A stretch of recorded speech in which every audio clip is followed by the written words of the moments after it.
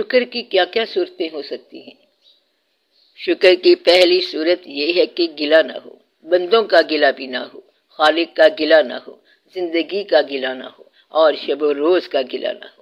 زندگی کا حاصل اور محرومی کے مطابق جائزہ نہ لو۔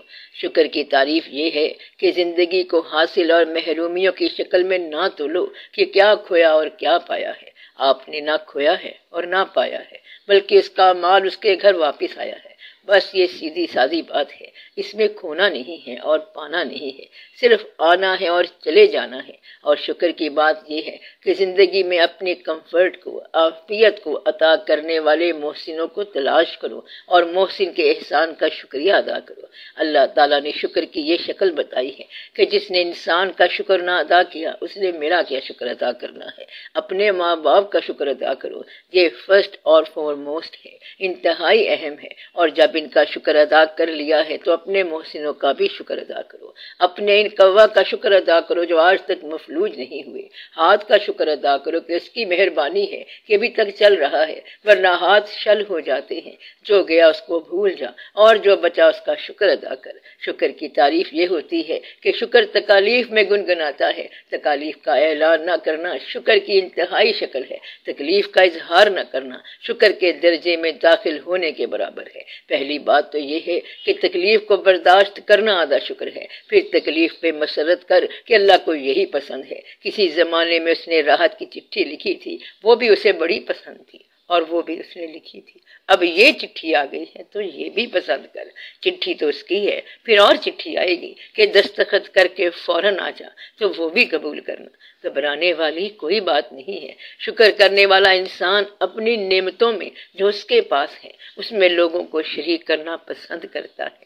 تو آپ اپنی نعمتوں میں ان لوگوں کو شریک کرنا جو اس نعمت سے محروم ہے، تو اپنی آسائشوں میں اور حاصل ہونے والی نعمتوں میں ان لوگوں کو شریک کرنا جن کے پاس یہ آسائشیں اور یہ نعمتیں نہیں ہیں۔ شکر فیاض ہوتا ہے اور دوسروں کو عطا کرتا ہے۔ شکر غریب ہو کے بھی فیاض ہوتا ہے، غریب بھی بڑا سخی ہو سکتا ہے۔ ایک دفعہ سوال کیا گیا کہ غریب سخی کیسے ہو سکتا ہے؟ غریب اس طرح سخی ہو سکتا ہے کہ اگر وہ دوسروں کے مال کی تمنا چھوڑ دے تو وہ سخی اور غنی ہو گیا۔ اگر آپ تکلیف میں ہیں تو لوگوں سے اپنے حالات پوشیدہ رکھیں۔ اگر آسانی میں سے گزر رہے ہیں تو لوگوں کو اس میں شریک کریں۔ آپ اپنے غم میں لوگوں کو انوالو نہ کرنا، شریک نہ کرنا، کیونکہ ان کے پاس پہلے ہی غم بڑے ہیں۔ تو یہ شکر کی تعریف ہے۔ آپ دوسرے لوگوں کو اپنے اعمال سے، اپنے مال سے اور اپنے خیال سے آسانی عطا کریں۔ یہ زندگی کا شکر ہے کہ لوگوں کی زندگی سے برڈن کم کریں، لوگوں کو آسانیاں دیں۔ یہ زندگی کا شکر ہے کہ یہ زندگی کسی اور زندگی کے کام آئے۔ شکر کی کیفیت یہ ہوتی ہے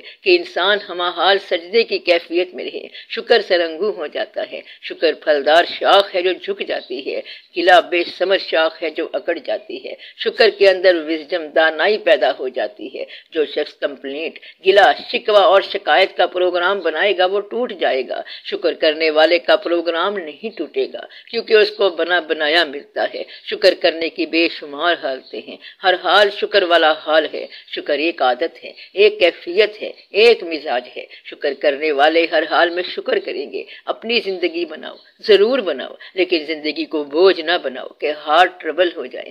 زندگی گزر رہی ہے تو بس گزر رہی ہے۔ آج کا دن گزرا تو شکر ہے کہ آج کا دن تو گزر ہی گیا۔ شام آئی ہے آج کی، کیونکہ صبح آپ کہہ رہے تھے کہ شام نہیں ہوگی، دن بڑا مشکل ہے، کیسے گزرے گا؟ مگر یہ گزر گیا۔ پھر یہ گھڑی بھی گزر جائے گی، تب مرنے کا ایک وقت آئے گا، پھر کیا ہوگا؟ سب ہو ہی جائے گا۔ اس لیے یہ وقت کشاں کشاں گزرتا جا رہا ہے۔ آپ سکون سے، آرام سے، اللہ کے رحم سے اور شکر سے چلتے جائیں۔ اب کسی پیغمبر نے نہیں آنا، اور مسلمانوں کو دقت یہ ہو رہی ہے کہ آپ نے ماضی سے رابطہ کرنا ہے، مستقبل سے رابطہ نہیں کرنا۔ پرانے زمانے میں یہ ہوتا تھا کہ جہاں کوئی تعلیم سمجھ نہیں آتی تھی تو نیا پیغمبر آ جاتا تھا، مگر اب نہیں آئے گا۔ اب اولیاء کرام سے رابطہ ہوگا۔ جس بزرگ سے آپ کی نسبت ہو اس کے لیے میں آپ کو بات بتا رہا ہوں۔ جس بزرگ سے آپ کی نسبت ہو، ماضی میں اس کے نام سے وابستہ ہو جانے کے بعد اپنے عمل کا جائزہ لے لو۔ وہ کام کرو جو انہوں نے کیا کہ یہ کام وہ کیا کرتے تھے، یا وہ کام نہ کرو جو آپ کے خیال میں ان کو پسند نہ ہو،